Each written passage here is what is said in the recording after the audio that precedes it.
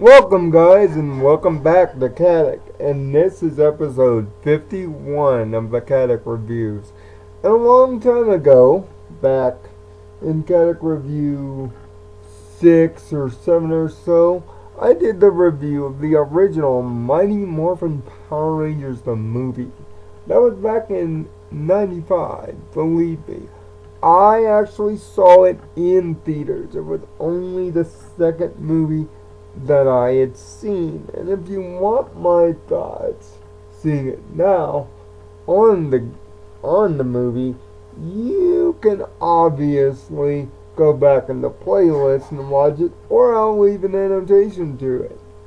Yeah, this was way back when I was working with a $20 webcam and bad audio. So this will also show you sort of the evolution of the channel. But you see, back in 1997, they decided to do it all again, March 28th to be exact. But this time, not as a direct follow-up to the uber successful movie. No, instead, this is an introduction.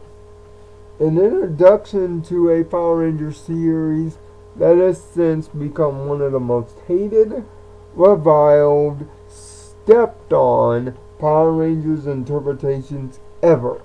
You see, in 1998, extreme sports were the thing, and streetcar racing had become a big thing. So, Saban decided to take an adaptation of the Japanese Super Sentai Car Ranger and bring it over here as the third brand new interpretation. Mighty Morphin, Zeo, and now this. But they decided to introduce it in a big way. But with one small problem. Zeo didn't get a proper ending.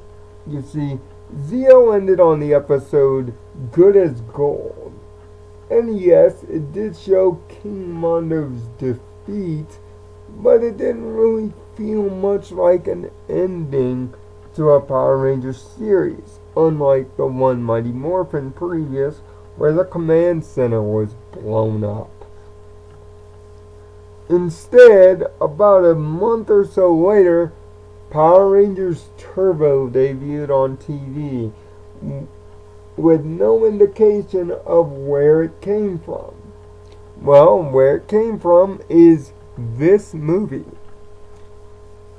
Let me give you a short synopsis of the movie. A wizard known as Largo travels to Earth after trying to get away from the evil space pirate Divatox, played very well, I might add by Caroline Yoit. You see, she would reprise her role later in the TV series after a short bout of maternity leave, but she's one of the better actors in this movie. What Divatox is after from the little guy that looks like a cross between of Lord of the Rings character and an Ewok is his ability to cross over into a hidden dimension via the Nemesis Triangle to access a lost island and free an evil force known as Malagor.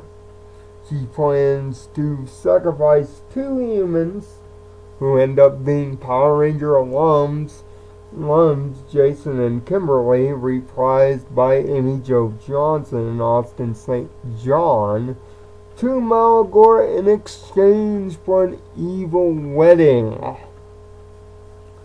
But leave it to Largo to escape to Earth and get help from Zordon and Alpha and the Power Rangers, which, in order to do so, must travel to the mysterious island themselves and stop Divatox before the wedding can occur and save Largo as well as his wife and young baby child who has been kidnapped for ransom and blackmail. But the biggest introduction, other than all the rest of the original Zeo cast, is back for this movie. Is the introduction of Blake Foster, playing the character of Justin, who is a 12-year-old, as we find out in the TV series, super genius prodigy, who ends up seeing who the Rangers are after Rocky, Steve Carderas, which, by the way, this movie is how he leaves the show to focus on his martial arts school that he had gained in real life. Life witnesses the Power Rangers teleporting out of Rocky's hotel room after getting the gist from Zordon. It is my theory that the turbo powers are developed from the remains of the Zeo crystal, seeing that it is stated in the movie that the powers you are creating are more powerful than the powers of the past, meaning it would have to be more powerful than the Zeo crystal, which that doesn't seem plausible, which is the first flaw in the movie. See, the Zeo crystal was a perpetual energy generator, as I explained in Sparks of Thought about the connection between My Little Pony and Power Rangers Zeo. To that end, the creation of the powers seems kind of far-fetched, but also Zordon exposits that the powers of Turbo are similar to that of Largo's, which allows them to pass through the Nemesis Triangle and to get to the island. It just so happens that double as their new form of powers. The Turbo powers are not spectacular, although the suits and the morph is okay.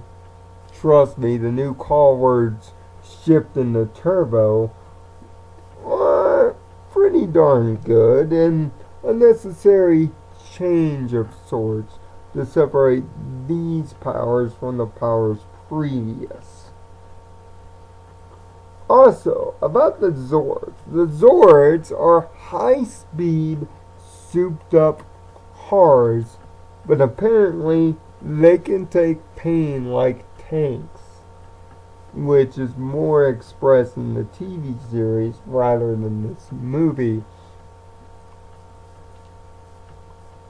When the Turbo Zords combine together in one of the weirdest Megazord making sequences ever, they make the high-speed Turbo Megazord, which, by the way, when you see it later in the movie, it's slow, clunky, and robotic, which obviously means they built this thing from scratch. Live, practical effects in a Power Rangers movie. Imagine that. The writers of this movie just so happen to be the writers of the show. In fact, that's one of the biggest problems of this movie. It doesn't really feel unlike the first Power Rangers movie, like an actual movie. It just feels like a big budget super episode that happens to be the season premiere for Power Rangers Turbo.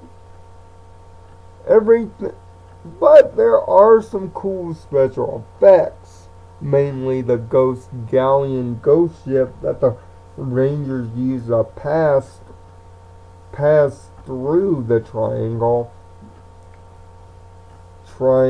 and of course the new teleporting effects that kind of act similar to Largo's teleport. In fact, A lot of the Power Rangers turbo powers can be explained by the little guy. And the movie spends a lot of time with this little Ewok to be. Oh, too much time. As for Kimberly and Jason, they fill their roles very well, I might add. But here's a thought. Where's Jason? Where is Kimberly's Ranger powers? Likewise, what, Jason didn't have an old morpher lying around or something? Not to mention they have to be paired up with Bulk and Skull, which their jokes are very minor but also very funny. They speak in a Mexican/Spanish accent for most of the movie, and most of the humor comes from them. Diva Talks does at times seem like a logical villain for the Rangers, at least in the movie sense. But yes, she turns into the comic complainer that we all know Rita Repulsa to be too, near the end of the movie. In fact, nice cameo by Rita too, advising Diva Talks when she brings up the fact that she's dealing with the Power Rangers to run. That's actually good advice if you really think about it, which is kind of sad. The unmorphed and morphed fights are around the quality of the television series, especially the semi-morphed fight between Tommy and Jason is a plus. Blake Foster, now when given with the passage of time, does a very okay role, being first to be Justin. Yes, he's usually the punchline at the end of some cheesy Power Rangers-esque one-liners in this movie, and the fact that he does act like a kid in the candy store for being given Ranger powers can be grating, but after all, this is a kid, a 12-year-old. Now, back when Power Rangers Turbo debuted back in 97, I was but 13. But I could understand Justin's excitement from a little kid point of view. He gets to play real-life superheroes, and not only that, but legendary ones at that. And at a moment's notice, no less. It's like getting the biggest bombshell dropped on your life, but it happens to be something totally awesome. So I understand Justin's over enthusiasm over everything. It's kind of like a normal person would feel if they suddenly got superpowers. And his dynamic, especially with Kat, works very, very, very well. And seeing that the human subplot of a martial arts tournament to help out an orphanage, one that Justin attends, is a nice way to bring the character in. But on a side note, him wearing blue immediately without being designated as a Blue Ranger in the first few scenes of the movie is a dead giveaway and should have not been done. He should have worn, well, something similar to the shirt I'm wearing. Gray, dark wax, things like that. And then shifted into more of the wearing blue once Zordon gives gives him the keys to the mountain blaster. Speaking of, there is an infamous scene in this movie that I would be remiss without bringing up. Early in the movie, Tommy and Catherine are sent to Africa to save Largo from the heat, seeing that Earth's temperature and oxygen end up hurting the little guy to the point where he can die if overly exposed. At one point, to escape from a snake,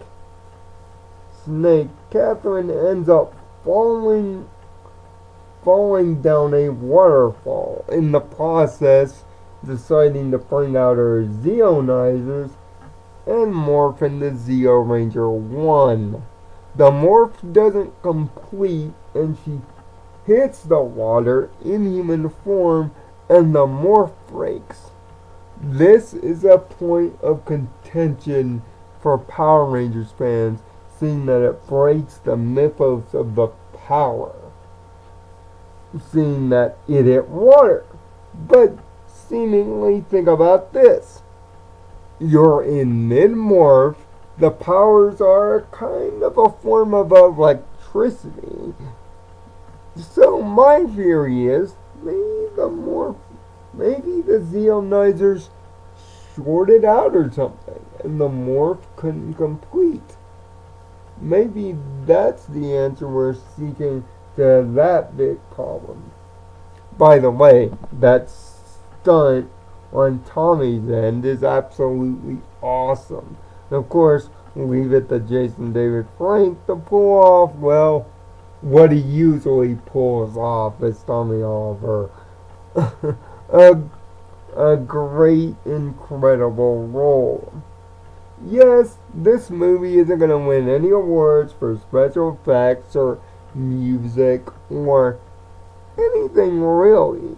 It's not a fantastic movie, but as a Power Rangers intro piece, especially the Turbo, it fits incredibly well. It's just too bad that the series that accompanies it is filled with so much mixed emotions. But going back to this movie now, I can appreciate it a little bit better, and ultimately after watching Turbo a few more times after this news perspective, I've had greater appreciation for the Turbo season. Sure, it's not perfect, and you can clearly tell this season, as well as this movie, was thrown in two different directions. But as for the movie is well written and well acted for a Power Rangers movie and well done. Although some of the reasoning for the turbo powers and how Largo fits, as well as the deliberate, if you want to see the continuation, watch the TV show sense of this movie bogs it down a bit. Justin can be annoying, but overall, if you look at it as it is, a big kid getting a big chance, it can be okay. Every other actor does very well.